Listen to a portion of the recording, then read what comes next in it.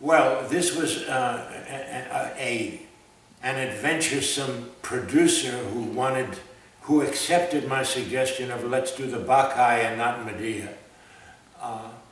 And he had many phone calls from some of the audience that was irate over how scantily and how colorfully the chorus was dressed.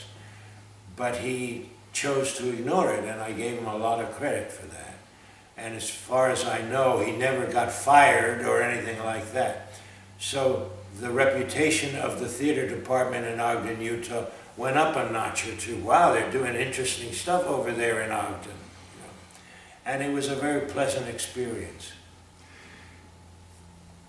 And was that a college production? Or, yes, okay. It was a college production. One of the things I know you've talked about a little bit outside of this interview is what happens when you're working with a team of college actors and then they come from the colleges to your repertory theater in Maine, for example, and at first they're kind of tentative, they're not sure what they're doing, but you have talked about the transformation. Yeah. Well, you know, every situation is different and the subtleties are different, but for some reason, in the back of my head, I had always wanted to be a producer. So here I was teaching acting in St. Louis, and I fell in love with a girl who lived in down east Maine. So I traveled up there to see her, and one time I veered off the road to Bar Harbor, Maine. And I learned that Bar Harbor had 6 million tourists every summer. And I said, well, where's the theater? You've got to have a theater with... And they said, oh, they tried it and it didn't work in the last few years. They closed it up. I said, who's responsible for it? They said, this guy running a gallery down on Main Street. So I dug him up and we hit it off. Met him at 4 o'clock. By 5 o'clock, he had invited me to dinner. And by 9 o'clock that night, we had planned our first theater. Shaken hands and said, it may take 3 years, it may take 4 years, but we'll stick to it and we'll have our own theater. And that's precisely what happened. 4 years later, he had worked for a company called Ketchum & Company, and they were fundraisers. I had worked in the classics and in contemporary theater all over the United States, and we were a couple. We just hit it off. He said, the creative end is yours, don't stick your nose in the business end. And when we kept that delineation of responsibility until the day he died. So there were newspaper articles which says Acadia Repertory Theater successful its first year. Well, my phone rang like crazy from other producers. How did you do it? How did you do it? And I said, get the right partner. That's how you do it. And you were doing a mix of contemporary and Greek? Well, yeah, yeah. I tried to do it on what I thought was the adventuresome side. In other words, we did Ibsen. The second year we did Shaw. But I scheduled Electra for the last show of the second year. And we wound up extending the run. Need I say more? You know, when you do it right, it's there because it's the work of a genius. He's just incredible, this guy called Sophocles. Yeah, but this is great for summer theater in Bar Harbor, the tourist mecca. And I said, what do my actors do in the winter? Well, here's this town called Bangor, 30 miles away, with a very rich history of supporting the arts. Why don't we give it a go? We moved into this hall on September 1st, and on September 12th, we opened a new theater on Main Street, and nobody came. So, I said, I'm not giving up on this. Half salaries or severance pay.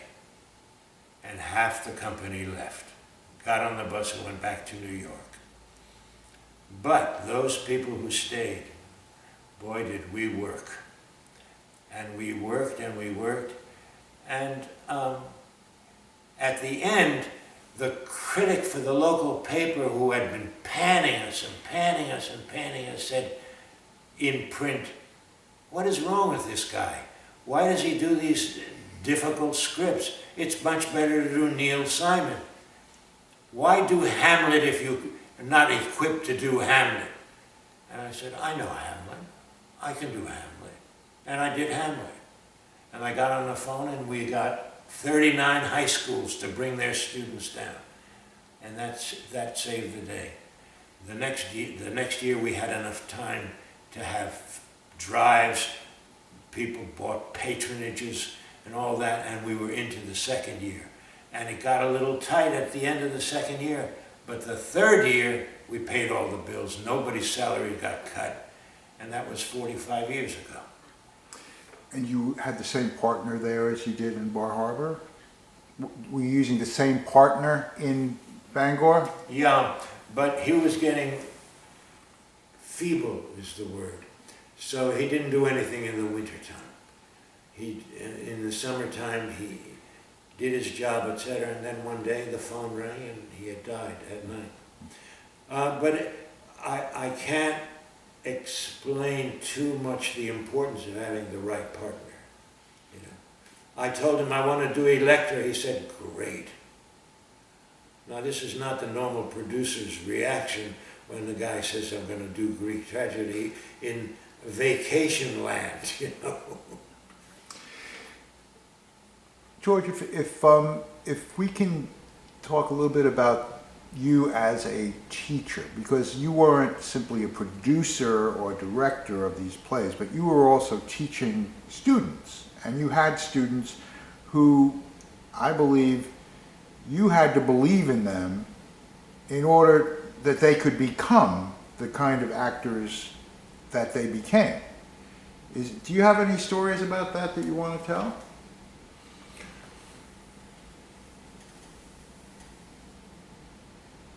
I think I can take some credit for creating a circumstance in which these young actors were put under the demands of the scripts. My actors carried 4 shows in their heads. They were capable of doing them at any time, anywhere. And that was part of the training of being an actor. Also, when you do O'Neill, when you do Christopher Fry, these are not names that everybody knows. Christopher Fry, when you do Molière, when you do Sophocles, you know, there is a world to be learned in doing those scripts.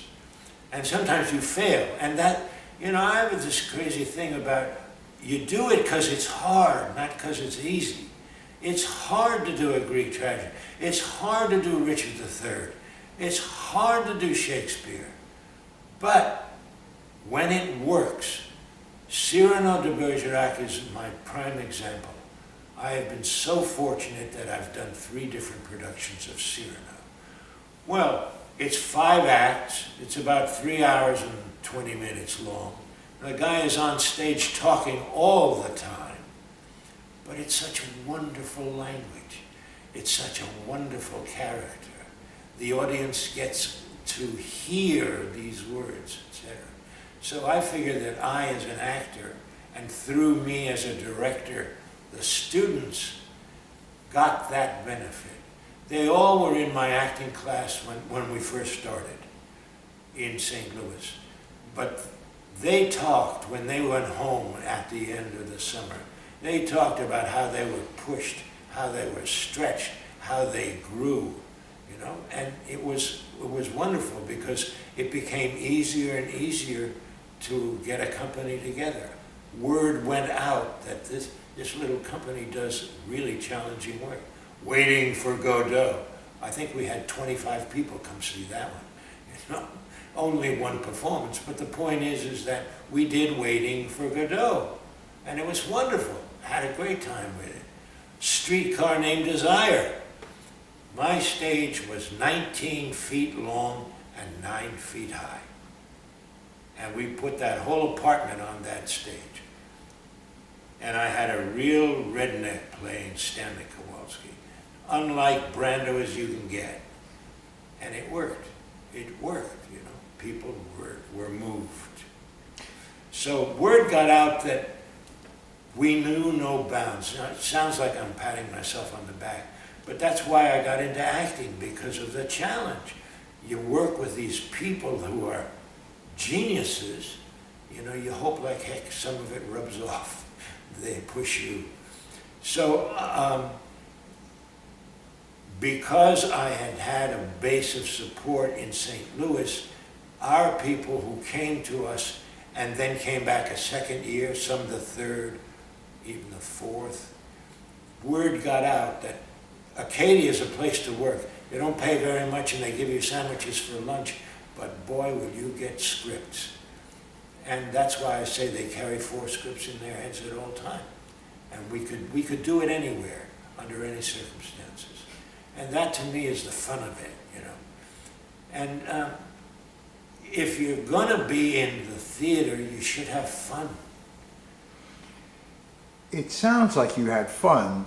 It also sounds like somewhere along the line, you must have learned how to transmit some understanding of what it means to take on a character in another world, whether it's Greek or French theater or Shakespeare, so that an acting student, somebody who lives in a contemporary world, makes that leap into that world of imagining characters from another time.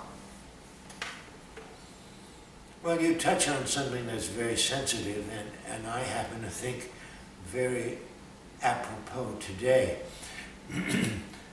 We're in the age of electronics.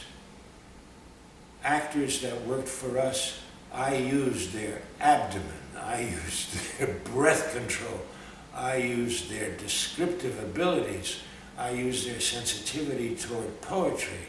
I used all those things that I thought were made going to the theater rather special, you know. I'm also a big fan of Elia Kazan, the director, and his books that he's written on the group theater in New York, where the psychology of the character is what's important. I figure that I like acting which is presentational, in which you can take an audience with you through this verse, through this instance, and that the language is very important. I figure, well, I've heard Michael Kahn say, if an actor knows how to do the classics, he can do anything. And I think through working with hundreds of actors over the last 50 years, I think that's true. The ones who were the most committed, the ones who developed the most, the ones who went on to other things, had the ability to do presentational work like Shakespeare and Sophocles, as well as Stanislavski. Some people don't like that. Other people revel in it. I'm in the latter camp. When somebody says, I want you to do Oberon, oh, wow, yeah. He's got a mouthful to say, I'll play Oberon, sure.